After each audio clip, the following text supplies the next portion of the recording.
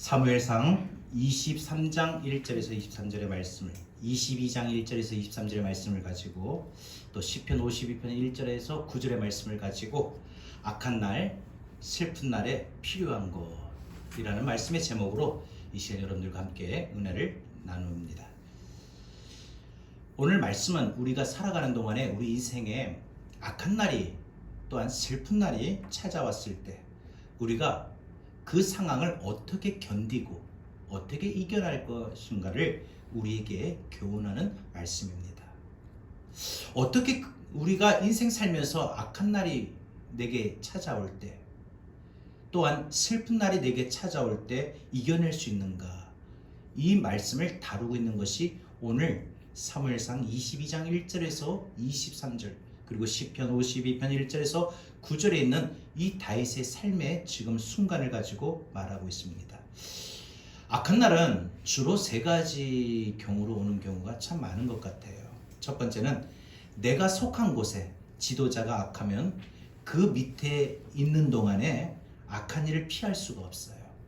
그러니까 우리의 리더자, 우리의 지도자가 악하면은 그 밑에서 악한 일을 당하지 않을 수가 없다라는 거죠. 그게 바로 사울 밑에 있는 이스라엘 백성들의 이야기입니다. 그래서 우리가 특별히 이제 대선이 얼마 남지 않았습니다.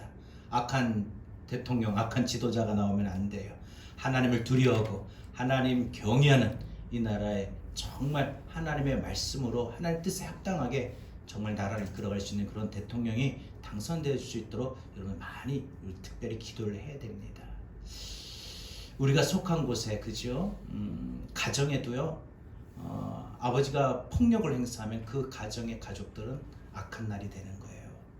학교에서도 선생님이 학생들을 인격적으로 대하지 못하고 학교에서 선생님이 좀 과하게 처벌과 또한 폭력으로 난무한다면 그 학생들은 참 악한 날을 보낼 수밖에 없지요. 또 두 번째로는 악한 사람이 내 삶의 곁에 있을 때요, 악한 사람이 내 주변에 있을 때예요. 나를 괴롭히려고 마치 사명감을 가진 것처럼 보이는 사람이 있거든요. 유달리 나만 보면은 못 잡아먹어서 안달이 나는 사람이 있어요. 그냥 나만 보면 괴롭히려고 그래요. 직장에 갔는데 직장의 상관이, 원장님이, 안 그러면 다른 옆에 있는 다른 동료나 교사가 그냥 유달리 나한테만 태클을 걸고 딴지 걸고 그냥 막 나를 힘들게 하는 사람들이 있어요. 마치 저 사람은 나를 괴롭히려고 저렇게 이렇게 내 옆에 직장에 왔나 보다 라는 그 생각이 들 정도지요. 바로 다윗에게 도액과 같은 사람이 바로 그런 사람이죠. 그러니까 우리 삶에, 우리 주변에 나를 유달리 괴롭히는 사람, 내 마음에 상처를 주고 내 마음을 후벼파되는 그런 말들을 남발하는 사람들이 내 옆에 있을 때 그게 악한 날이에요. 또 하나는 우리가 인생 살면서 우리가 악한 날은 뭐냐? 악한 지도자나 악한 사람이 내 곁에 있는 것 말고도 악한 일이 내 앞에서 빵 터지는 일들이에요. 사건, 사고, 그죠? 이런 것이 내 의지와 내 발행과는 아무런 상관이 없는데 갑자기 어느 순간에 엄청난 사건이 터져요. 가족 중에 누가 사고로, 안 그러면 코로나에 걸리고, 안 그러면 여러 가지 낭패를 보고 힘들어서, 이렇게 내 사랑하는 사람들이 나보다 먼저 떠날 때 목숨을 잃는다든지, 안 그러면 심각하게 다쳤다든지, 이럴 때 그 사건들이 내게 악한 날이 되는 거예요.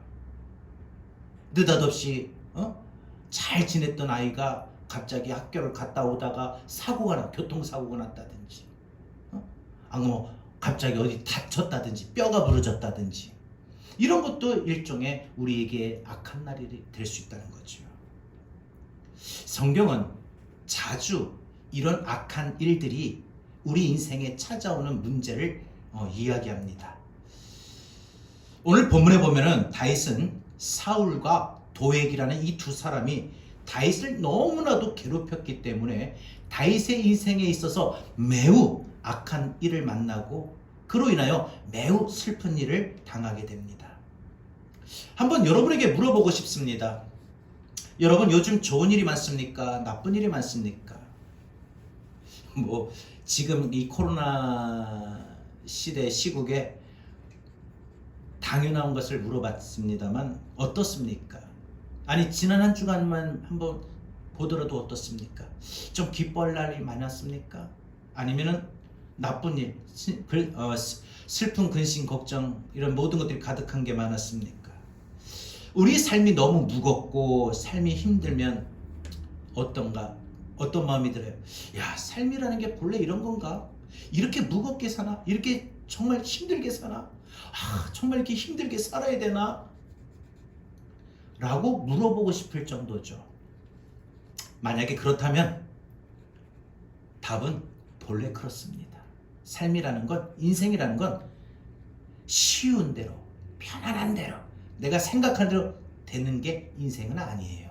인생은 내 바람과 반대로 흘러갈 때가 많아요. 인생은요, 나는 원치 않는데 악한 일을 만날 때가 많고 슬픈 일을 당할 때가 많다라는 거예요. 우리의 삶이 그래서 본래 무겁다라고 말을 합니다.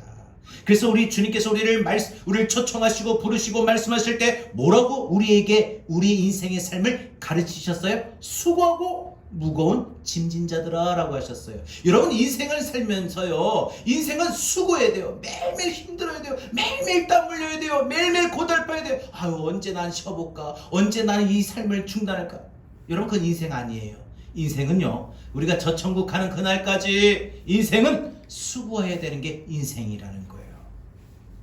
그렇다면 여러분, 지금 삶이 너무 힘들어서 막 쓰러질 것 같고 미칠 것 같은 그런 마음에 놓여 있는 사람들이 있습니까? 다시 생각을 바꾸십시오. 인생은 본래 수고해야 되는 거예요. 수고해야 돼요. 땀 흘려야 돼요. 잠도 못 자고 피곤하고, 그래서 일 아니라고 여기저기 그 몸이 상하고 아프고, 남들은 저렇게 일도 안 하고 편하게 지내거든. 남들 보고 내 인생을 비교하지 말고 내 인생을 예수님이 말씀하셨던 관점, 믿음의 관점, 말씀의 관점에서 내가 인생을 바르게 깨달으라는 거예요. 인생은 먹고 노는 거 마냥 여유있게 쉬는 게 아니라는 거예요. 인생은 본래 수고하는 게 맞는 거예요.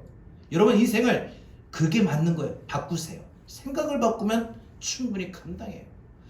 오늘 하루 일하면 또 직장에 출근해야 돼. 괴롭다 하면은 못 갑니다. 내가 오늘 하루도 직장에 가는구나, 일을 하러 가는구나, 이렇게 생각이 들면은 충분히 갈 수가 있다는 것이죠.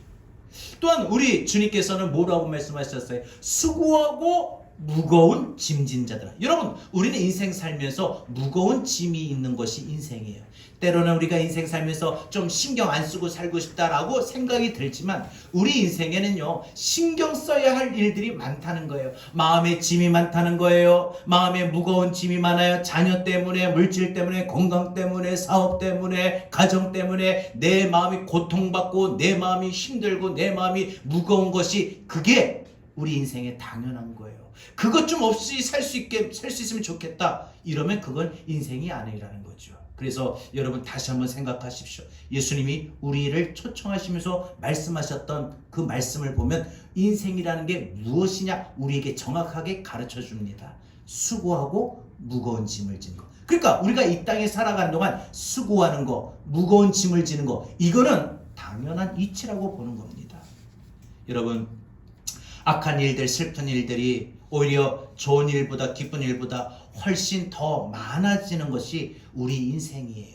그래서 우리 인생을 그렇게 나는 기쁘기를 원하는데 악한 일을 당하고, 나는 그렇게 기쁘기를 하는데 슬픈 일을 당하고, 난 그렇게 좀 편하게 그렇게 살기를 원하는데 내가 고생하며 살고 힘들게 살아야 되는 거, 나 그래서 너무 싫다, 이게 아니라 인생은 원래 그런 거예요. 원래 그런 거예요. 여러분, 오늘 말씀의 본문의 1절을 보게 됩니다. 사무엘상 22장에 보니까 다윗이 블레셋의 위급한 지역에서 이제 빠져나왔어요. 사울에게 쫓김을 당해가지고 이 다윗이 이 블레셋 진영까지 들어갔어요. 미친 척하면서. 근데 이 블레셋 왕이 다윗의 미친 척을 보고, 야, 저거 이제 미쳤다, 쫓아내라 해가지고 다윗이 블레셋에서 나와가지고 어디로 가느냐, 이제 사울을 피해가지고 아둘람굴로 도망가게 됩니다.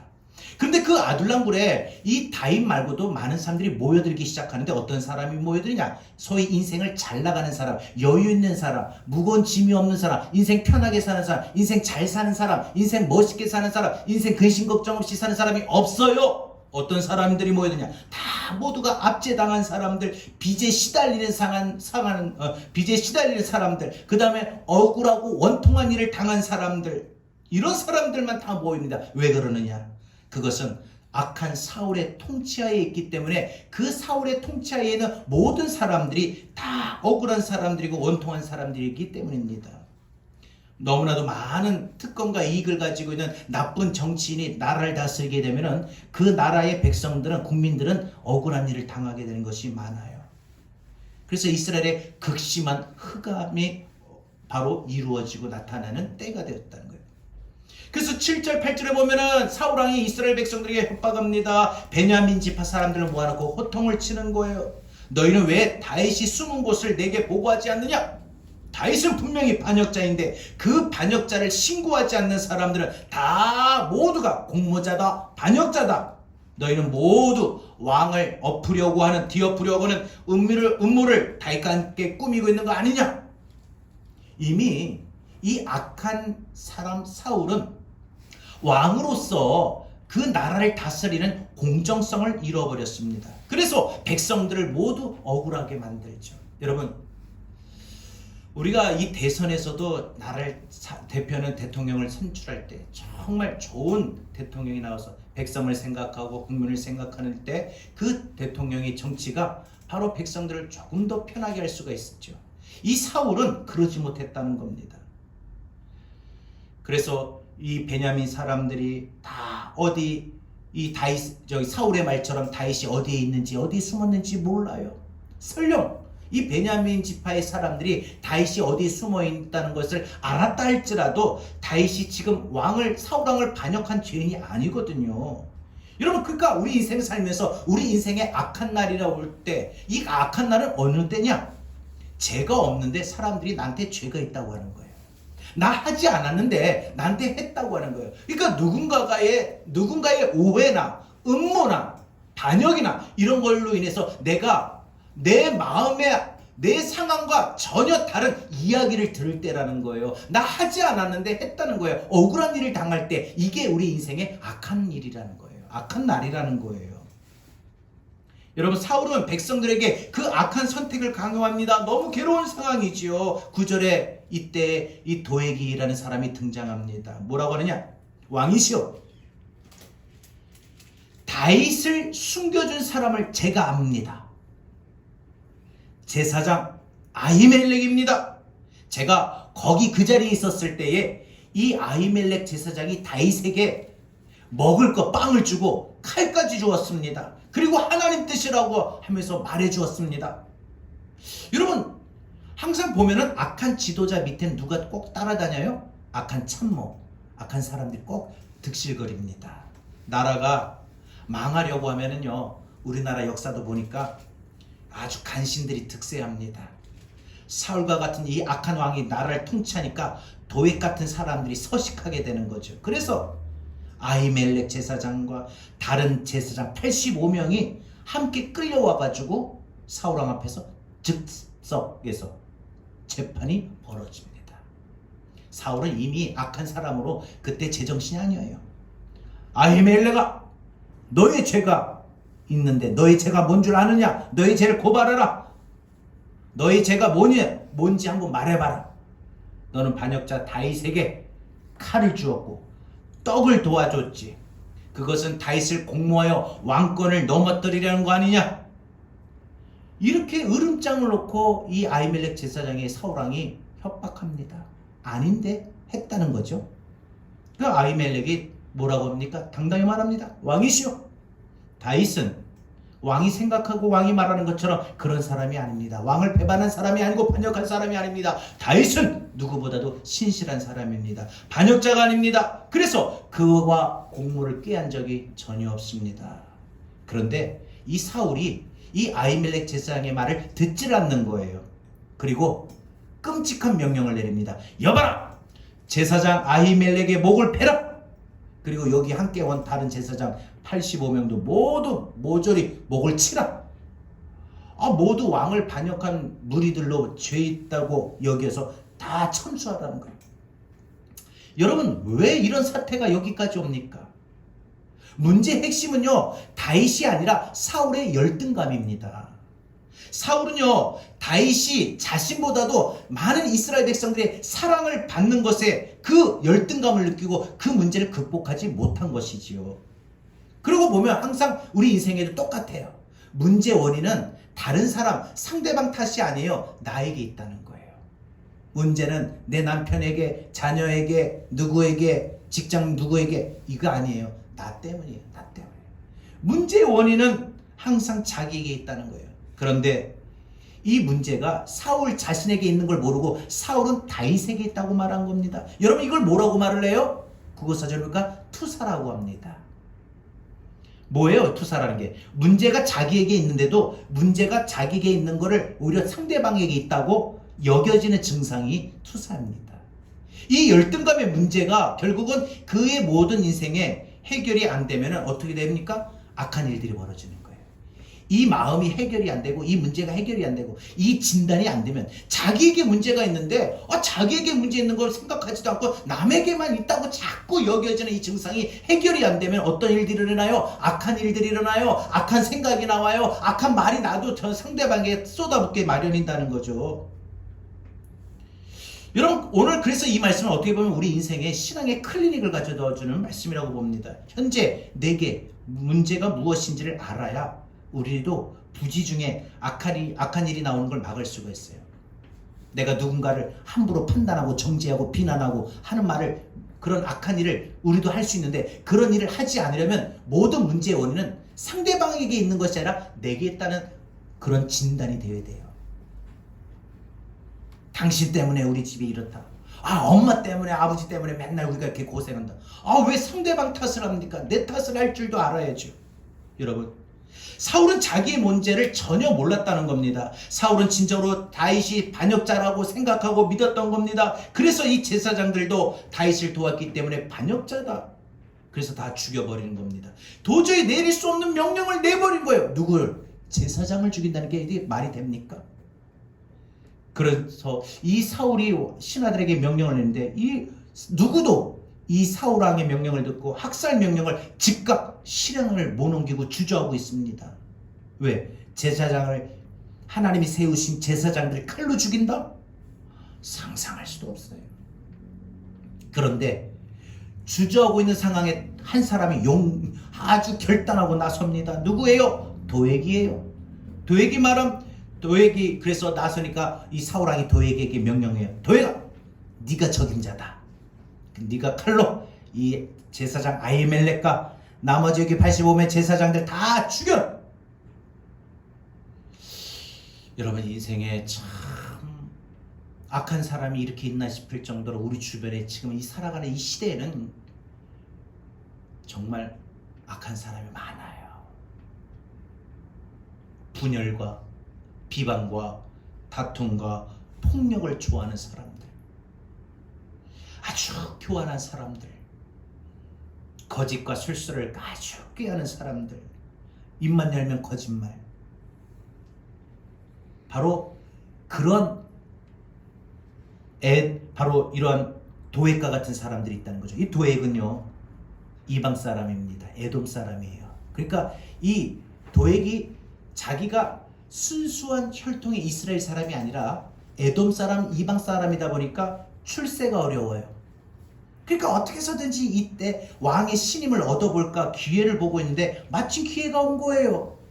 18절 보면 여러분, 도액이 왕의 명령에 서슴없이 달려들어서 85명 제사장들 다 죽입니다. 칼로 그냥 85명 제사장들 다 죽여, 도액이요. 그뿐만 아니라 사울은 이 제사장이 사는 노시라고 하는 이 마을에 군사를 보냅니다. 그래서 군사를 보내가지고 이 노세 사는 모든 마을 사람들, 남자나 여자나 어린이나 심지어 짐승 가축들까지 보인 대로 닥치는 대로 다 칼로 다 죽입니다. 그 땅에, 노시라고 하는 그 마을에 피비린내가 아주 가득하게 됩니다. 모두가 다 죽어버리는 그 순간 단 한 사람, 아히멜렉 제사장의 아들 아비아달이 정신없이 도망가가지고 아둘람굴에 숨어있는 은신에 있는 다윗에게 이 상황을 보고하고 이야기하고 전해줍니다. 저는 이 말씀 보면서 참 마음이 불편합니다. 하나님께서 그 시간 너무 잠잠히 계신 것 아닌가. 의인이 하나님 그래도 믿은 대로 살려고 하는 사람이 그래도 기도하는 사람들이 저렇게 믿은 대로 살려고 몸부림치는데 하나님 저렇게 내버려 저 고통을 그냥 방치하시고 구경만 하시겠습니까? 저 아픔을 빨리 좀 치료해 주시면 좋은데 저렇게 내버려 두시겠습니까? 저의 삶이 정말 조금 좀 편해서 조금이라도 여유가 있으면 좋겠는데 저렇게 힘들게 살아야 되겠습니까? 정말 의인이 하나님 뜻대로 사는 사람이 억울하게 피를 흘리고 죽어갈 때 왜 하나님은 잠잠히 계실까? 왜 하나님의 백성들이 억울하게 세상의 사람들로부터 비방을 받고 오해를 받고 무시를 받고 따돌림을 받고 왜 힘든 일을 당해야 되나? 하나님의 백성이 왜 믿지 않는 사람들 앞에서 그 순간 하나님이 다 진멸해 주세요. 하나님 다 심판해 주세요. 정말 그 바람대로 하나님 그렇게 해주면 좋겠는데 하나님 잠잠히 계신 것 같아요. 오히려 악인들이 더 득실거려서 더 힘써서 우리를 괴롭혀요. 우리 마음을 상하게 해요. 나를 더 마음을 괴롭게 힘들게 해요. 어떤 때는 우리의 중보기도를 들으시고 무고한 사람들의 고통을 막아줄 수가 있고 그럴 때가 됐는데 또 어떤 때는 하나님이 대부분 침묵하시는 것 같은 생각이 들어요. 우리가 힘들고 고통받을 때 악한 일을 당할 때 하나님의 백성이 악한 일을 당할 때 하나님의 백성이 슬픈 일을 당할 때 하나님이 빨리 개입하셔서 도와주시고 지켜주시고 역사해 주시면 좋으련만 하나님이 침묵하고 계시는 것 같아요. 내가 더 고통을 당해야 되고 더 악한 일을 당해야 되고 더 슬픈 일을 당해야 되고 그래서 마치 내가 잽잽 맞다가 완전히 KO 펀치 맞고 쓰러지는 거예요. 완전히 펀치를 맞고 그때까지 하나님이 빨리 좀 개입하셔서 좀 진정되게 하시고 도와주시고 막아주시면 좋은데 하나님 꼭 지켜보시고 잠잠히 계시는 것 같아요. 성경에다 보면 아벨이 죽어갈 때 그랬고요. 성경 보니까 사도행전에 보니까 스데반 집사가 죽어갈 때가 그랬고요. 심지어 예수님이 십자가에 못 박혀 죽으실 때도 그랬고요. 왜 이런 일들이 나에게 일어났을까? 내가 뭘 잘못해서 이랬을까? 아무리 생각하고 찾아봐도 이유가 없는 거예요. 여러분 그런데 이렇게 악한 일이 발생하고 악한 일이 벌어지고 나타날 때 다윗이 뭘 했느냐? 오늘 또 다른 본문 시편 52편에 보니까 다윗은 그 인생에 악한 일을 당하고 슬픈 일을 당할 때 그 참혹한 시간에 하나님 앞에 이 문제를 갖고 나갑니다. 자기의 억울한 일, 자기의 악한 일을 당한 그 마음을, 자기의 슬픈 그 일을 당한 그 마음을 갖고 하나님 앞에 나가요. 여러분 인생 살다가 여러분 악한 일을 당할 때, 슬픈 일을 당할 때 쓰러지고 넘어져 가지고 어떻게 될지 몰라서 그냥 그 상태 여러분이 쓰러진 그 심령의 상태를 방치하지 마십시오. 어떻게 서든지 하나님 앞에 나오십시오. 하나님 앞에 고하십시오. 그래서 다윗이 그 악한 일을 당하고 슬픈 일을 당할 때 하나님 앞에 나갈 때 그 하나님 앞에 나와 자기의 마음을 쏟아버리면서 두 가지의 믿음을 고백합니다. 그 두 가지의 믿음의 고백이 다윗이 인생 살면서 악한 일을 당할 때 슬픈 일을 당할 때 견디게 했다는 거예요. 여러분의 인생에도요 악한 일을 당하고 슬픈 일을 당할 때 하나님 앞에 나와서 이 다윗의 두 가지의 믿음의 확신 고백이 있으면 여러분이 아무리 악한 일을 당하고 슬픈 일을 당해도 충분히 견디고 이겨나갈 수 있는 줄로 믿습니다. 그러면 그 악한 일, 슬픈 일 당할 때 우리로 하여금 견디게 할 수 있는 이 믿음의 고백이 무엇입니까? 첫 번째, 나의 하나님은 악한 일을 계획하고 시행하는 자들을 반드시 멸하신다는 거예요. 나에게 악한 일을 가져다주는 그 사람을 하나님이 반드시 멸하셔요.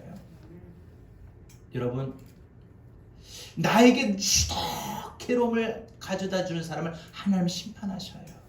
하나님 보응하셔요. 내게 아픔을 주고 나를 울리게 했던 사람을 하나님 보응하신다는 거예요. 그거 꼭 믿으십시오. 여러분 이거는 하나님의 공의를 믿는 거예요. 왜? 나는 그래도 하나님의 백성인데 하나님의 백성 하나님 난 그래도 기도하는 사람인데 나를 이렇게 울리게 해? 나를 이렇게 아프게 해? 나를 이렇게 힘들게 해? 하나님이 너 반드시 보응하신다. 이 하나님의 공의를 믿으라는 거예요. 공의 하나님, 공의 하나님이에요. 다윗은 아비아달에게, 아히멜렉의 아들 아비아달에게 엄청난 소식을 듣고 아마 실컷 울고 싶은 그 마음이었습니다. 그래서 그 마음으로 시를 찬송하는데, 그때 대보면 다윗의 시가, 여러분 우리가 알다시피 이 시편에 보면 거의 다윗의 시인데, 이 다윗의 시를 시작할 때 보면은 하나님이여 라고 하나님을 갈망하고 찾고 구합니다. 하나님의 도움을 구합니다. 근데 오늘 우리가 읽었던 또 다른 본문 시편 52편에 보면은 하나님이여 라고 시작하지 않고 뭐라고 시작했어요? 포악한 자여 라고 시작합니다. 여러분, 이 포악한 자라고 하는 것은 누구예요? 바로 도액을 말합니다. 도액을 향하여 부르짖는 말로 이 아비아달에게 이 소식을 듣고 이 포악한 자요라고 시를 지었다는 것이 오늘 시편 52편이라는 거예요. 도액을 향하여 뭐라고 합니까? 포악한 자요, 네가 어찌하여 악한 계획을 스스로 자랑하는가? 악한 일을 자랑하는 자여, 거룩한 제사장을 85명을 한 칼에 죽이는 그 일을 자랑스럽게 여기고 자랑스럽다고 말하는 이 악한 담대함. 여러분, 요즘 말로 말하면 사이코패스 같은 사람이죠. 그래서 다윗은 시편 52편 1절에 뭐라고 또 말합니까? 하나님의 인자심은 항상 있도다. 그렇게 네가 악을 행한다 할지라도 하나님이 어떤 하나님이냐? 하나님의 인자심이 영원히 있다. 여러분, 이것은요 마치 도액을 비웃으며 읊은 시예요. 너에게 하나님의 긍휼이 있을 것 같으냐? 시편 52편 3절에 보면요, 악을 즐기고 사랑하는 자요, 남을 해치는 말을 좋아하는 자요, 이들은 어떻게 된다고 말합니까? 시편 52편 5절에 보니까 하나님이 영원히 너를 멸하시며 너를 붙잡아 내 장막에서 뽑아내며 살아있는 땅에서 내 뿌리를 빼시리로다. 아주 여러분, 집안 대대로 그냥 멸망의 진멸을 말합니다. 하나님께서 너를 넘어뜨리고 영원히 없애버릴 것이다. 여러분, 이 다윗이 하나님이 너를 영원히 없애버릴 것이다, 너를 넘어뜨릴 것이다, 너의 뿌리를 다 뽑을 것이다, 이렇게 이 아비아달에게 이 소식을 듣고 제사장 아히멜렉 제사장을 비롯해서 85명의 제사장들을 한 칼에 죽였다는 이 소식을 듣고 그 참혹하고 막 속이 막 화가 나고 억울한 마음으로 이 시를 지었는데, 이 시에서 네가 형통할 것 같으냐? 하나님의 인자하심이 어떤 줄 아느냐? 너 하나님의 긍휼하심이 어떤 줄 아느냐? 하나님이 널 보응하실 거다. 너를 하나님께서 멸하시고 너를 뽑으실 거다. 뿌리에서 뿌리째 뽑을 것이다. 여러분, 이 다윗이 이 시편을 지었을 때 어떻게 고백했을까요? 부드럽게요? 아마 그러진 않았을 거예요. 이 소식을 듣고 막 속이 막 억울하고 화가 나는 이런 마음으로 울부짖으면서 토해내고 싶은 심정으로 노래했다는 거죠. 너를 칼기 찢으실 것이다. 너를 영원히 뿌리를 뽑아버리실 것이다. 마치 이 사극을 한 장면 보는 것처럼 막 자기의 그 마음을 쏟아붓는 거예요. 막 열배를 토하면서 이 시편 52편 그렇게 다윗이 고백하고 있습니다. 여러분, 다윗이 가지고 있는 믿음이 뭡니까? 내가 믿는 하나님은 공의 하나님이다 이거죠. 내가 믿는 하나님은 불의와 거짓과 악한 계획을 절대로 용납하지 않는 분이다. 이것이 하나님의 보응이라는 거예요. 네가 악한 계략을 꾸미고 출세하려고 사울에 붙어가지고 아니를 그렇다고 말을 하고 그렇게 하나님의 종들을 쳐 죽인다. 하나님이 너 반드시 심판하시고 멸하시고 보응하실 거다. 다윗은 참을 수 없는 분노가 있었고 억누를 수 없는 슬픔이 있었는데 그것을 하나님 앞에서 나와가지고 다 풀어버리는 거예요. 사랑하는 여러분, 우리가 살아가는 동안에 우리도 알게 모르게 부지 중에 우리가 도액이 되지 않도록 주의할 수 있기 바랍니다. 누군가가 내 말과 내 행동에 숨이 탁 막힐 정도로 억울하게 되면, 상처받게 되면 우리 도액과 같은 사람이에요. 조심해야 돼요. 내 말과 내 행동이 누군가에게 마음을 후벼 파내는 그런 게 될 수 있어요. 여러분, 하나님이 우리의 때로는 악함을 하나님 보응하실 때도 있다는 거예요. 우리가 마음에 선함만 있어요? 때로는 나도 부지중이라고 말했어요.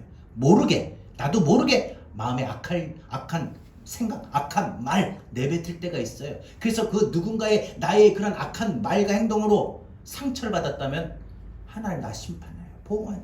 너 왜 악해졌어? 너 왜 그런 말 해? 이리 와, 혼나야 되겠다 하시는 거죠. 또한 우리가 도액과 같은 누군가의 말과 행동에 아픔을 당하고 슬픔을 당해도 여러분 상처받지 마시길 바랍니다. 누군가가 나를 괴롭힐 때 물론 속이 상하고 힘들고 정말 저 사람에 붙어있을 것 같은 떠나고 마음의 아픔을 주는 상실감을 주는 이런 사람들이, 그래서 그 사람 때문에 내가 악한 일을 당하고 슬픈 일을 당해도 여러분 우리 다윗과 같이 그런 믿음으로 반응할 수 있기를 바랍니다. 로마서에 보니까 우리가 다 하나님의 심판대 앞에 섰을 때 각 사람이 자기 일을 직고하리라고 했어요. 여러분 우리 하나님 앞에 서는 날 2022년 2월 6일 네가 한 행동 말해봐. 우리가 하나님 앞에 심판됐을 때 우리가 직고한다고 했어요. 말하는. 그래서 악한 일을 하지 마십시오. 악한 말 하지 마세요. 내가 하나님 저번에 내 자식한테 공부도 못한다고 이 나가 뒤져라. 넌 누구 닮아가지고 공부도 이렇게 못하냐 이 돌대가리야. 이렇게 말했어요. 그러면 하나님이 우리가 하나님 심판대 앞에 섰을 때 너 그때 몇 월 며칠 네 자녀한테 돌대가리라고 말했지 하고 우리가 행했던 모든 일들을 직고한다고 했어요. 두렵지요. 갑자기 두렵습니다. 무섭습니다. 창피합니다. 여러분 우리가 부지 중에 도액이 되지 말아야 됩니다. 사울의 신하들이 제사장을 죽이라는 이 악한 명을 따르지 못하고 모두가 벌벌 그 제사장을 죽여야 돼? 하나님 정도로 어떻게 죽여? 막 두려워 떨고 있는 반면에 도액은 아주 왔다는 듯이 기회가 왔다는 듯이 그 명령을 아주 즐겁게 시행합니다. 당연히 에돔 사람 이방 사람이니까 하나님이 세우신 종에 대한 이 생각을 없던 사람이지요. 그러니까 그냥 칼로 다 죽여요. 다윗은 도액을 향하여 어떤 반응도 하지 않습니다. 그러나 그 악한 마음을, 악한 일을 당하고 슬픈 일을 당할 때 그 마음을 갖고 하나님 앞에 나가서 엄청 탄원해 버리는 거예요. 고발하는 거예요. 하나님, 내가 저랬어요. 저 사람이 자꾸 나의 마음을 아프게 해요. 저 때문에 하나님 내가 힘들어요. 하나님 역사해 주세요. 하나님 도와주세요. 다시 저런 말을 하지 않게 해주세요. 하나님 고통받지 않게 해주세요. 여러분 직장에 가서 출근했는데 여러분 직장의 상관이 원장님이 안 그러면 다른 교사가 안 그러면 어떤 다른 동료가 여러분을 괴롭힐 때 하나님 앞에 탄원하십시오. 하나님 이유도 없이 나 교회 갔다고 해서 막 나를 힘들게 해요. 괜히 아닌 걸 막 힘들게 하고 태클을 거고 딴지를 겁니다. 여러분 이 다윗처럼 이 사울로부터 도액으로부터 이 악한 일을 당하고 억울한 일을 당하고 슬픈 일을 당할 때 하나님 기억해 주시고 반드시 멸하달라고 하나님 앞에 탄원하고 기도했다는 거. 이거는 다윗에게는 하나님이 심판하신다. 보응의 하나님을 믿었어요. 그래서 여러분 우리가 살아가는 동안에 우리 인생에 악한 일을 당하고 슬픈 일을 당할 때 우리로 하여금 그 악한 일과 슬픈 일에 휩쓸리지 않고 마음이 휩쓸리지 않고 견디게 할 수 있는 것, 우리의 믿음을 지킬 수 있게 하는 것, 우리의 심령의 상태, 내면을 어둡게 방치하는 게 아니라 밝게 우리 얼굴을 밝게 나타낼 수 있는, 유지할 수 있는 비결이 뭐냐? 보응의 하나님을 믿으라는 거예요. 보응의 하나님. 하나님 갚으신다. 하나님 갚으신다. 근심 걱정하지 마세요. 속상해하지도 마세요. 억울함 당하지 마세요. 하나님 반드시 갚으실 거예요. 나를 힘들게 했는데 하나님 갚으실 거예요. 두 번째, 마지막으로 이 다윗은 악한 일을 당하고 슬픈 일을 당할 때 어떤 믿음의 확신을 갖고 고백했습니까? 하나님 앞에 나서 아무리 악이 성행하는 날에도 하나님은 나를 반드시 붙들고 일으키신다. 붙드시고 일으키신다. 하나님이 나를 붙드시고 일으키신다. 하나님이 나를 붙들어 주시고 그 악한 일을 당하고 슬픈 일을 해서 내가 막 모든 삶을 이제 치내보고 끝내버렸다 생각들어서 주저앉아 털썩 주저앉아 버렸을 때 나를 아들아 딸아 왜 쓰러졌어? 왜 넘어졌어? 일어서 하고 나를 일으켜 세워줘요. 열심히 달리다가 돌부리에 걸려 넘어졌어요. 엄마 하고 넘어졌는데 와가지고 엄마가 아유 벌떡 일으켜 세워서 왜 넘어졌어? 아유 다친 데 없어 하고 일으켜 세우는 것처럼 하나님이 우리 인생에 악한 일을 당하고 슬픈 일을 당할 때 그래서 우리 삶이 우리 마음이 무너지고 쓰러지고 주저앉았을 때 하나님이 나에게 오셔서 나를 붙들어 주시고 일으켜 세워 주실 줄로 믿습니다. 다윗은 하나님의 언약을 붙들고 일어났어요. 그 슬픈 날에 하나님 앞에 울부짖으며 도에게 이름을 부르며 괴로워하면서도 그 괴로움을 하나님 앞으로 갖고 가서 해결합니다.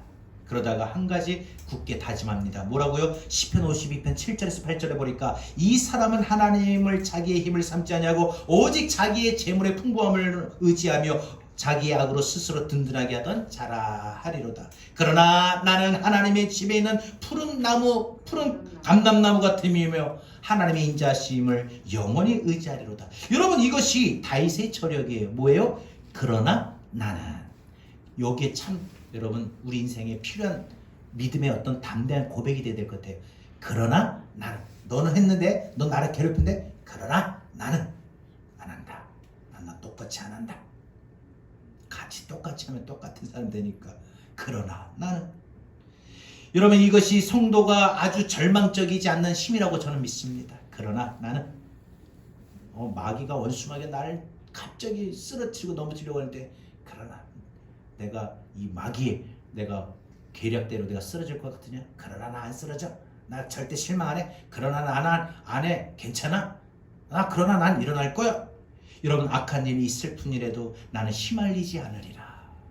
이 악한 날에, 슬픈 날에 나는 휘말리지 않으리라. 내 마음이 휘말리지 않으리라. 내 마음이 휩쓸리지 않으리라. 여러분, 우리가 살다 보면 우리 삶의 환경이 악하고 슬플 때 그런 모든 일들을 향해서 우리 마음이 어두워지고 우리 마음이 불안하고 우리 마음이 괴롭고 우리 마음이 소망을 잃어버리고 힘을 잃어버릴 때 얼마나 많습니까? 그러나 근데 그 순간 믿음으로 고백합시다. 그러나 나는 쓰러지지 않으리라. 주저앉지 않으리라. 나는 슬프지 않으리라. 나 다시 일어나리라. 여러분, 나는 하나님의 집에서 자라나는 푸른 감람나무처럼 굳게 설 것이다. 쓰러지지 않을 것이다. 네가 그렇게 했다고 해서 내가 그 소식 듣고 낙심하고 좌절하고 쓰러질 것 같으냐? 나 절대 안 그럴 거다. 이런 다윗의 고백이지 않습니까? 여러분, 왜 악인이 모습이 승승장구하는 것 같은데 뿌리째 쓰러지고 다윗이 어떻게 일어날 수 있느냐? 하나님이 아직도 현재까지 앞으로도 나를 사랑하시고 나를 붙드시고 있다라는 믿음 때문 아닙니까? 그래서 여러분, 우리가 찬송가 563장 예수 사랑하심은 찬송에 보면 3절에 어떤 고백이 나와요? 어떤 가사가 나와요? 내가 연약할수록 더욱 기히 여기사 높은 보좌 위에서 낮은 나를 보시네. 아멘.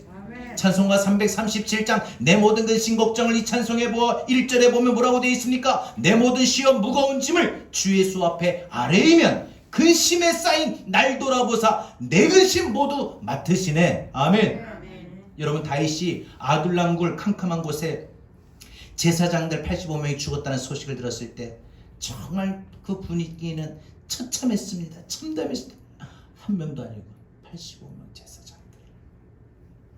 아무리 그 상황이 어둡고 캄캄함이 있다 할지라도, 아무리 악이 성행한다 할지라도 내 영혼이 좌절하지 않을 거다. 여러분, 이런 우리 성도들이 좀 그랬으면 좋겠어요. 아무리 어떤 상황이도 나는 내 영혼이 좌절하지 않을 거다. 이거 하나만 붙들면 돼요. 내 영혼이 좌절하지 않을 거다. 내 영혼이 좌절하지 않을 것이다. 이 믿음이 오늘 저와 여러분에게 있기를 바랍니다.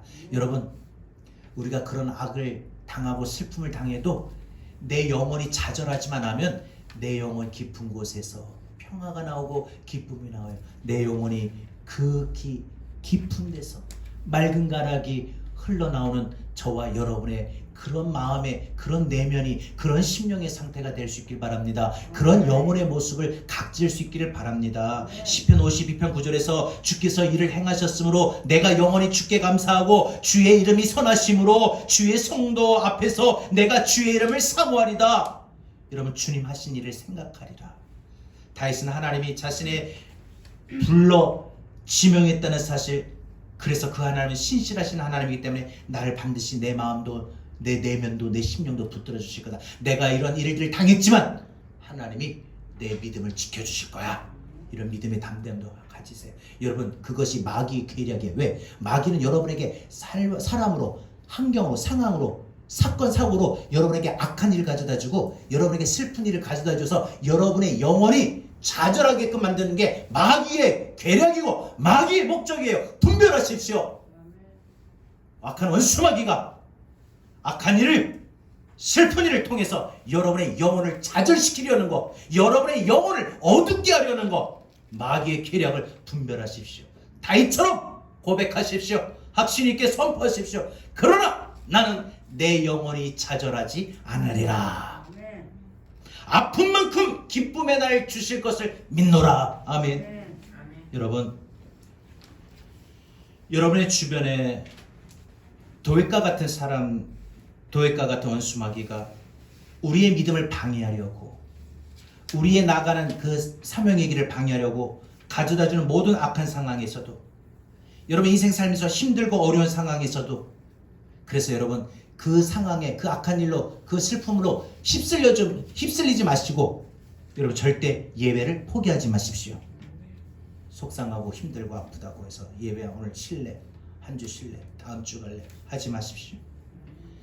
무엇보다 여러분 마음이 속상하고 괴롭고 힘들다고 해서 찬양을 전심을 다해 부르는 일을 대충 하지 마십시오. 찬양만큼은 크게 부르세요. 크게 부르세요. 세상 사람들이 노래방 가면서 노래방에서 노래 부르면 100점 맞으려고 그 모인 사람 앞에서 좀 100점 맞고 자랑하고 싶어가지고 얼마나 고래고래 고함을 지릅니까? 거기다가 술의 힘을 빌려가지고 아주 2층인데 지한데 밖에서 소리가 쩌렁쩌렁 울려요. 여러분 힘들다고 아유 오늘 힘 빠진다, 괴롭다, 나 악한 일 당해서 너무 힘들어, 나 슬픈 일 당해서 너무 힘들어. 그 찬양을 전심을 다해 하나님 앞에, 찬양은 내가 부르는 게 아니고 찬양은 내게 행하신 하나님을 높이고 송축하는 건데 그거 전심으로 불러야 되는 거 대충 부르지 마세요. 립싱크하지 마십시오. 자기 소리보다도 톤을 낮춰가지고 꺼져가가지고 다 죽어가듯이 찬양 부르지 말라는 거예요.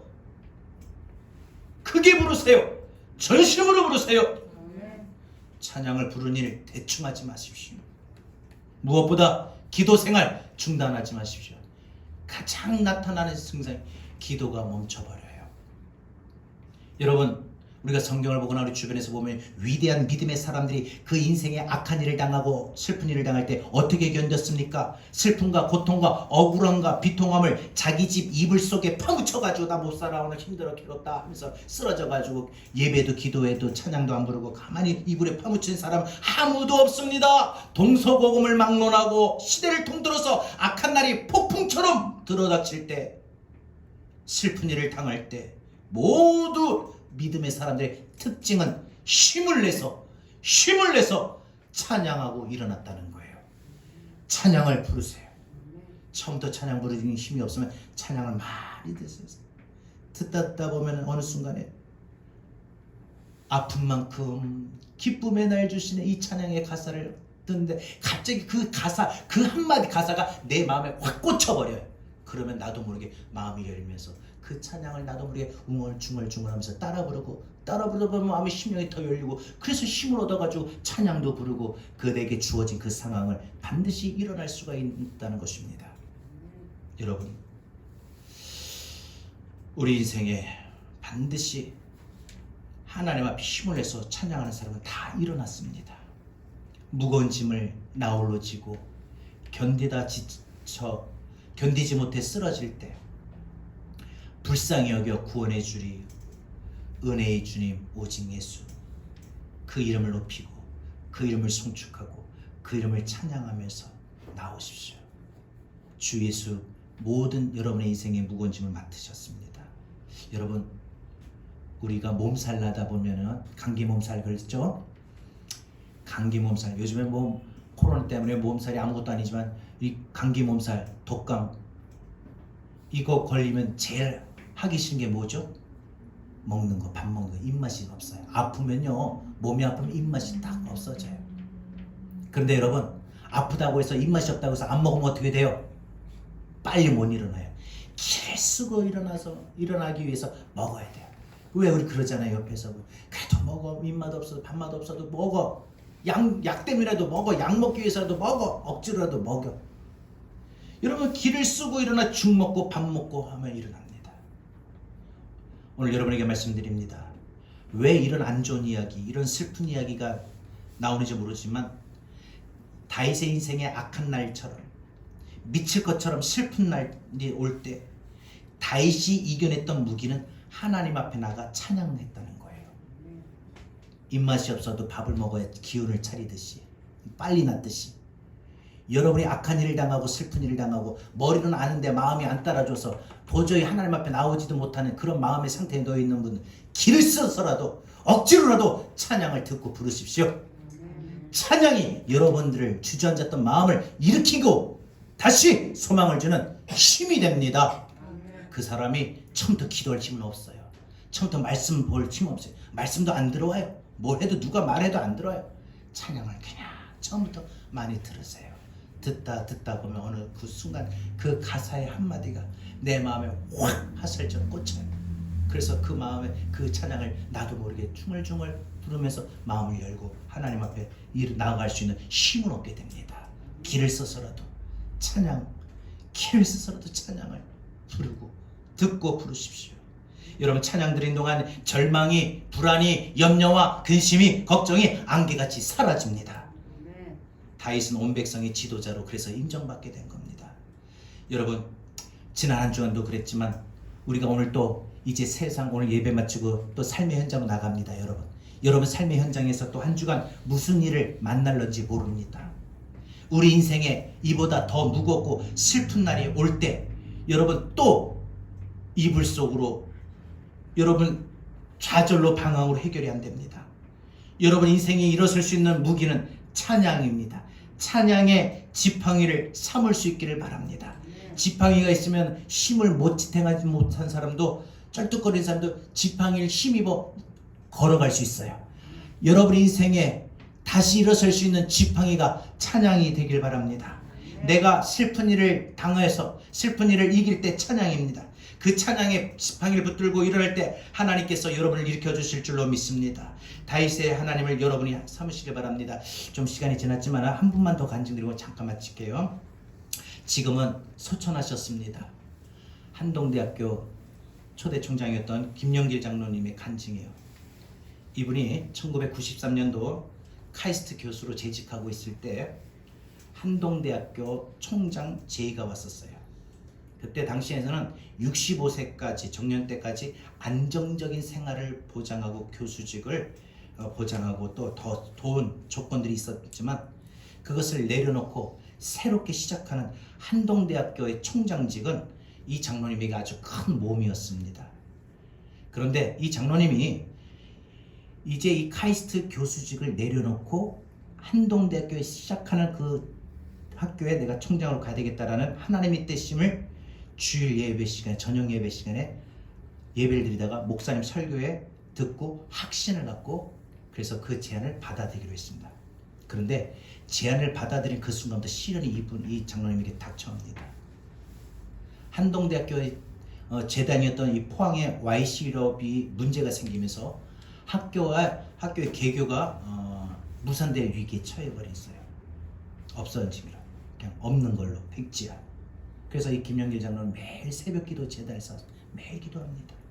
그 결과 이 기도의 결과로 이 홍보는 물론이거니와 교수진에 대한 문제, 교육부에 관한 문제까지 하나님 다 해결하셔서 그 첫 해 시작하는 학교에 입학 인원이 400명이었는데 오히려 4,800명 400명이 아니라 4,800명의 입시 지원이라는 놀라운 결과를 거두게 됩니다. 그런데 참 또 고난은 또 이어지더라고요. 이 포항의 경실련을 포함한 지역 시민단체들이 이 지역 주민의 염원을 안고 탄생한 이 대학이 자율성을 갖지 않은 채 선교사 양성이라는 특정 종교 이념의 대변장으로 전락했다. 지금 뭐하냐 학교가 인재를 키우고 만들어야 되는데 선교사나 만들고 지금 뭐하는 거야. 맨날 예배나 드리고. 막상 짓고 보니까 또 포항 지역의 학생은 제대로 들어가지 못해요. 성적이 다 별로 안 좋으니까 그렇겠죠. 지역 발전에 도움이 되지 못한다. 포항의 학생들은 아무것도 없고 다 외지에서만 온다고. 그래서 비난하면서 이 포항 시민대학으로서의 제대로 정립을 주냐고 하면서 미션스쿨 사립대학을 변경을 요구합니다. 지나친 요구. 그러다가 또 2001년에는 이 김영길 장로님과 또 부총장이 학교 어려운 살림을 이끌면서 학교 재정과 관련해 가지고 실정법 위반에 또 기소가 됩니다. 이때부터 또 기도로 또 해야 되죠. 그 결과 하나님이 모든 문제를 은혜로 해결해 주시는데, 학교 재정으로 인해 가지고 이런 기소가 일어나는 모든 상황 속에서 총장실 앞에 나와가지고 데모를 해야 될 학생들이 총장실에 와서 데모하지 않고 학교에서 데모하지 않고 오히려 김영길 장로님이 수감되어 있는 구치소에 모여가지고 스승의 날 행사를 갖고 우리 총장님 그럴 뿐 아닙니다 서명하고 탄원 구명 서명 운동을 벌이고, 이렇게 학생들이 이렇게 바뀌어져요. 1997년 10월에 교육부 실시 대학 특성화 분야학교에서 교육개혁 추진 우수대학에 선정되고, 2009년 3월에 발표된 평가 결과 그룹에서 1위를 차지하면서 LG전자에서는 무조건 우리 회사에는 채용의 10%는 한동대학교 뽑겠습니다. 또 한동대학교 정원이 3,500명을 유지하며 최고의 교육 수준을 유지하면서 부족한 학교를 운영을 했고, 또 이렇게 갈대상자, 여러분 한번 나중에 시간 되시면 갈대상자라는 게 있어요. 그래서 사모님 쓰신 건데, 이걸 통해서 이 장로님하고 같이 두 분이 참 얼마나 헌신스럽게 믿음의 학교를 세워가는 그 과정을 담은 건지, 그 과정을 하나님께서 이기게 하셨다는 걸 보여줍니다. 정말 힘들고 어려운 악한 일을 당하고 슬픈 일을 당할 때 하나님 앞에 맡기니까 이겨냈어요. 여러분 인생에 참 악한 일을 당하고 슬픈 일을 반드시 당해요. 그러나 오늘 다윗처럼 두 가지의 믿음의 확신, 하나님이 보호하실 거다, 하나님이 나를 일으키실 거다, 이 두 가지 확신을 갖고 하나님 앞에 나오십시오. 그리고 힘들 때 아니라 할지라도 더 기를 쓰고 찬양을 많이 듣고 부르세요. 찬양을 많이 들으세요. 많이 부르세요.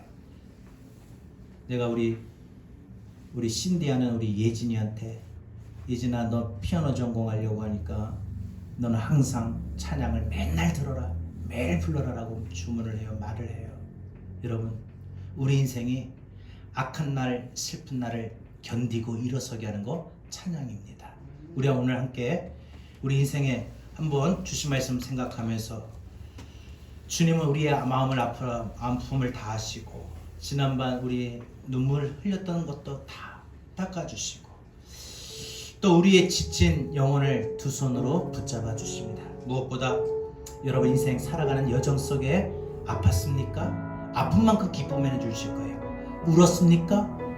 울었던 만큼 웃을 날도 주실 거예요.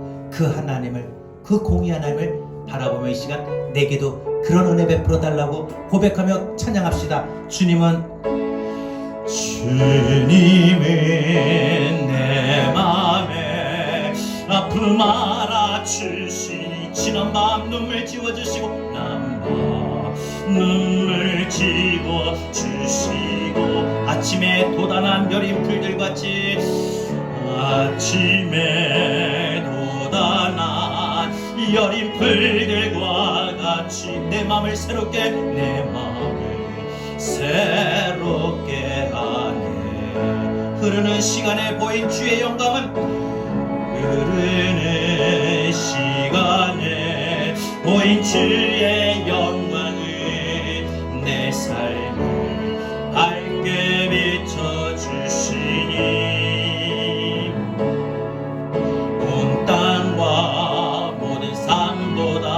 전에 계셨던 주님, 창조의 주를 찬양하네.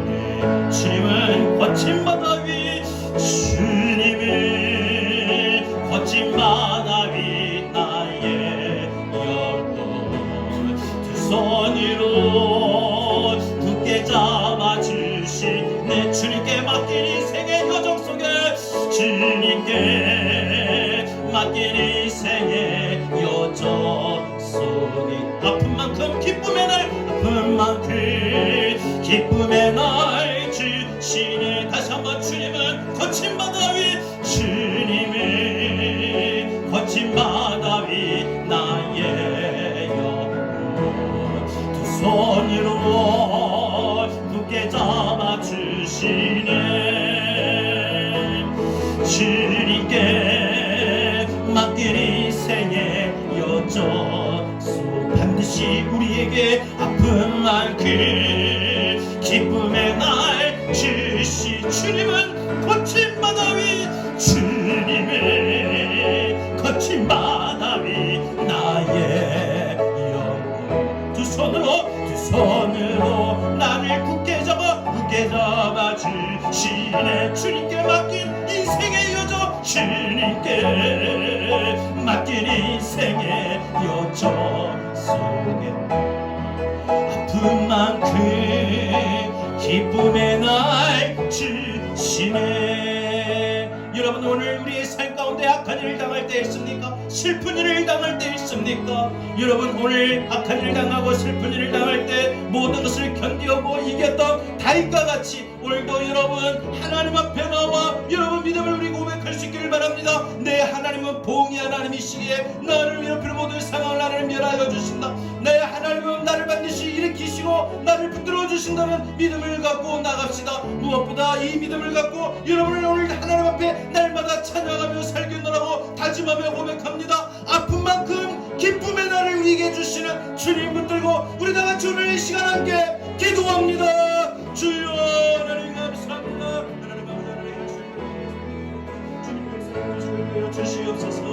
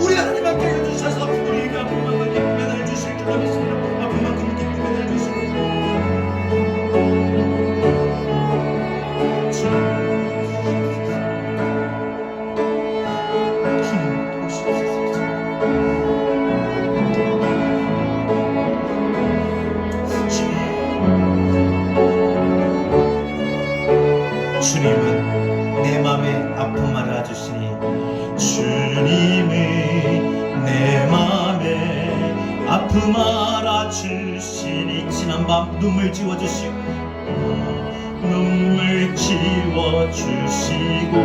아침에 돋아난 여린 불길처럼 아침에 돋아난 여린 불들과 같이 내 마음을 새롭게 하네. 흐르는 시간에 보인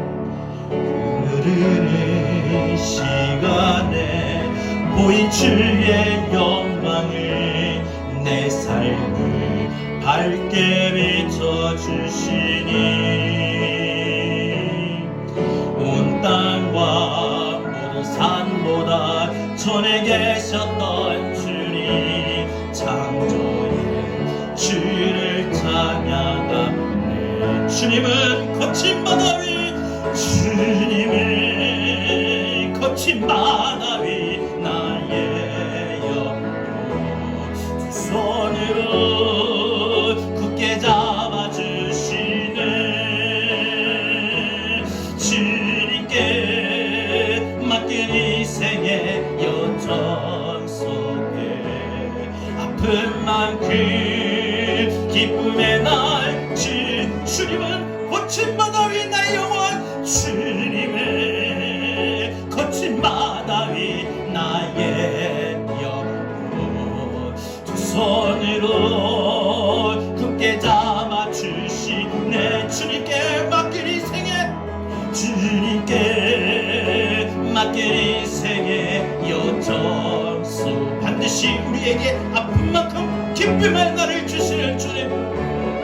주님은 거친 바다 위에 나의 영혼을 주 하나님, 우리가 악한 일을 당하고 슬픈 일을 당할 때 우리의 영혼의 상태가 마치 어두워지고 거친 바다 위에 놓여있는 나의 마음이고 나의 상황이지만, 그때마다 나를 주의 두 손으로 붙잡아 주시고 나를 새롭게 하여 주십니다. 나를 굳게 잡아 주실 줄 믿습니다. 반드시 무엇보다 내가 아팠던 만큼 기쁨의 날을 주시고 울었던 만큼 슬펐던 만큼 웃을 날 기쁨의 날 주실 줄 믿습니다. 주님은 거친 바다, 주님은 거친 바다 위 나의 영혼 두 손으로 굳게 잡아 주시네. 주님께 맡긴 인생의 여정 속에 아픈 만큼 기쁨의 날 주시네. 하나님, 보응의 하나님이신 줄 믿습니다. 우리가 반드시 아팠던 만큼 기쁨의 날 주실 줄로 믿습니다. 우리 마음이 슬퍼 울었던 만큼 우리로 하여금 기뻐 웃게 하실 날도 반드시 주실 줄로 믿습니다. 우리가 인생 살면서 다윗처럼 악한 일을 당하고 슬픈 일을 당할 때 우리가 모든 그 상황을 버티고 견디고 이겨나갈 수 있는 방법은 우리 하나님 앞에 나와 내 하나님은 모든 상황, 모든 사람을 하나님 반드시 보응하신 하나님이심을, 또한 내 하나님은 무너지고 쓰러진 나를 붙들어 주시고 다시 일으켜 세우신 하나님 되심을 믿음으로 고백하고 확신하며, 하나님, 우리가 이런 마음으로 주님 앞에 나가게 하여 주시고 무엇보다 더 힘내어 찬양하며 주님 앞에 나가게 하여 주옵소서. 주님은 반드시 거친 바다 위에 나의 영을 붙들어 주시고 또한 나의 살아가는 삶의 여정 속에 지금도 그래왔지만 앞으로도 매 순간마다 아픈 만큼 기쁨의 날 주실 줄로 믿습니다. 이제는